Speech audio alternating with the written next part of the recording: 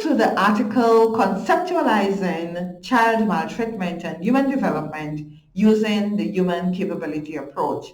This article was written as a conceptual framework for my PhD dissertation.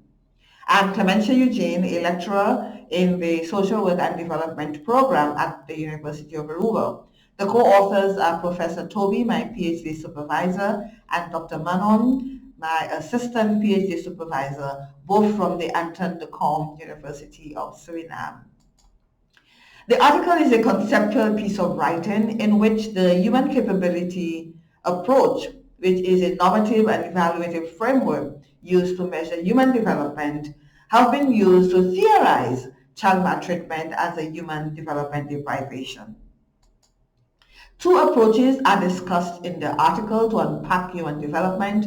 The first is the rights-based approach, where reference is made to the Convention on the Rights of the Child, and the second is the human capability approach. The paper begins by discussing the complexities of child maltreatment, including its effects, resilience, etiology, and prevalence. The article presents the pioneers of the human capability approach, the first being Amartya Sen from the disciplines of economics and philosophy, and the second Martha Nussbaum from the discipline of philosophy. The human capability approach is defined as an alternative to growth-based models of development that equate improvement in the quality of life in a nation with increased gross domestic product. The article discusses Sen's argument that development is not about the economy, but it's all about putting people at the center of the human development thinking.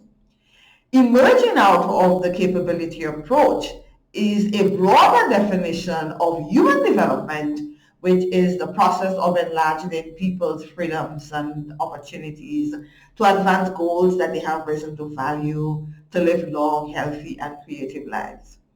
This new definition has inspired a proliferation of measurements for development. For example, the Gender Development Index, the Quality of Life Index, and the Human Development Index.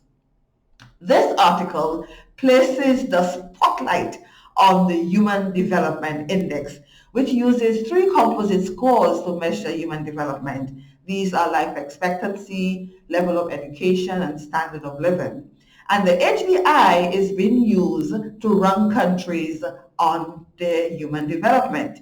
We are trying to argue in the article that child maltreatment is an impediment to human development and should be considered as one of the indicators to measure countries' human development.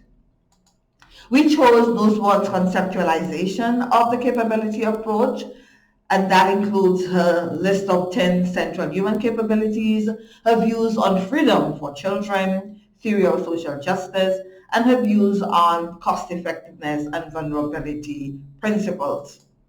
We chose to explore the correlates between human development and child abuse by exploring three case studies, one of Afia, an 11-year-old child victim of neglect, Tahir, 8-year-old boy who's a victim of sexual abuse and not small.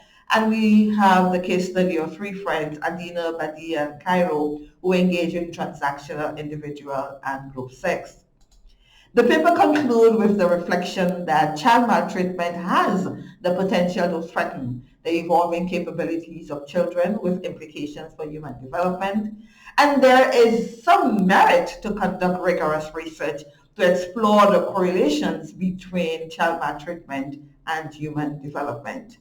The paper concludes with some reflections on implications for social work, to include a Caribbean Child Friendliness Index, how this kind of study can be used as advocacy for social work, and also recommend that the human capability approach can be included in social work curriculum.